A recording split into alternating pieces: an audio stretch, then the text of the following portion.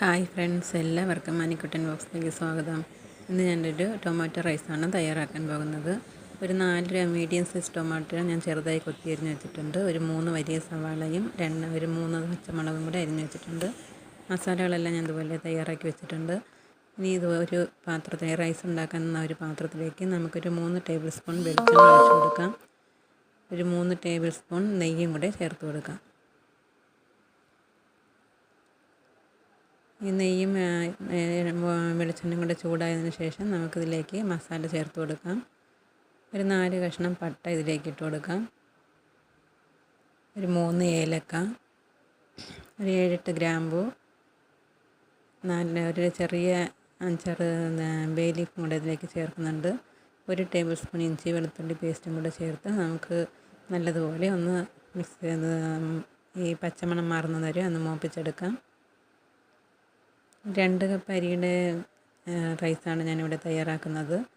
അരി നേരത്തെ തന്നെ ഞാൻ ചോറ് വേവിച്ച് ഊറ്റി വെച്ചിട്ടുണ്ട്. ഇഞ്ചിയും വെളുത്തുള്ളിയും ഒന്ന് മൂത്തതിന് ശേഷം ഈ അരിഞ്ഞു വെച്ചിരിക്കുന്ന സവാള പച്ചമുളകും കൂടെ ഇതിലേക്ക് ചേർത്ത് ഒന്ന് വഴറ്റി കൊടുക്കാം.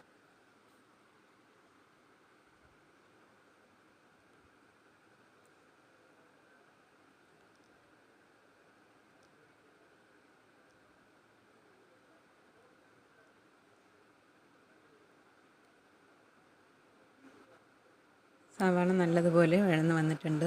ഇനി നമുക്ക് ചെറുതായി അരിഞ്ഞ് വെച്ചിരിക്കുന്ന തക്കാളി ഇതിലേക്ക് ചേർത്ത് നല്ലതുപോലെ ഒന്ന് വഴറ്റിയെടുക്കണം. തക്കാളി നമുക്ക് മിക്സിയിൽ പച്ചയ്ക്ക് അരച്ച് വേണമെങ്കിലും ചേർക്കാം. പക്ഷേ ആ മിക്സിയിൽ അടിച്ച് ചേർക്കുമ്പോഴേക്കും അതിലെ ഒരു ടേസ്റ്റ് വ്യത്യാസം വരുന്നുണ്ട്. ഒരു പച്ച തക്കാളിയുടെ ഒരു ടേസ്റ്റ് വരുന്നുണ്ട്.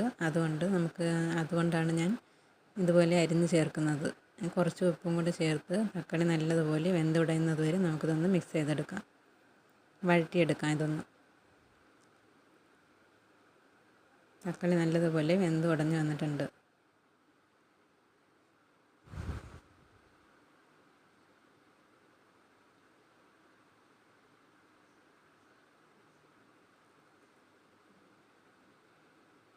ആദ്യമായിട്ടാണ് എൻ്റെ ഈ ചാനൽ കാണുന്നതെങ്കിൽ ഒന്ന് സബ്സ്ക്രൈബ് ചെയ്ത് സപ്പോർട്ട് ചെയ്യാൻ മറക്കരുത്.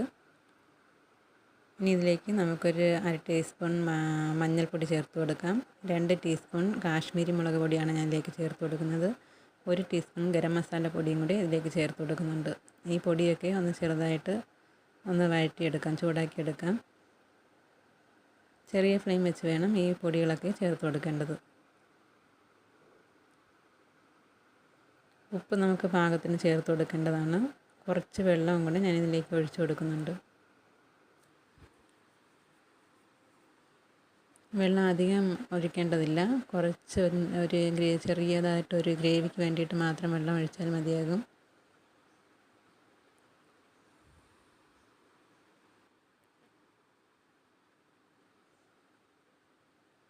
മസാലയും പൊടികളുമെല്ലാം നല്ലതുപോലെ പച്ചമണം മാറി വന്നിട്ടുണ്ട്. ഇനി നമുക്ക് വേവിച്ച് വെച്ചിരിക്കുന്ന ചോറ് ഇതിലേക്ക് കുറേശ്ശേക്ക് ഇട്ട് ഒന്ന് മിക്സ് ചെയ്തെടുക്കാം.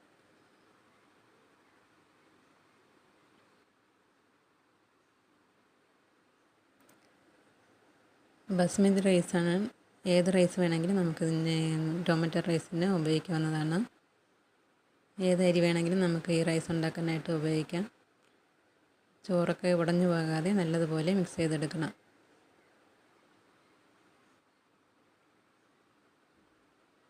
ചോറെല്ലാം നല്ലതുപോലെ മിക്സായി വന്നിട്ടുണ്ട്. ഇനി കുറച്ച് മല്ലിയിലയും കൂടി ഇതിലേക്ക് അരിഞ്ഞ് ചേർത്ത് കൊടുക്കാം. അങ്ങനെ നമ്മുടെ ടൊമാറ്റോ റൈസ് റെഡിയായി കഴിഞ്ഞു. വീഡിയോ ഇഷ്ടമായെങ്കിൽ ലൈക്ക് ചെയ്യണം, ഷെയർ ചെയ്യണം, സബ്സ്ക്രൈബ് ചെയ്യണം.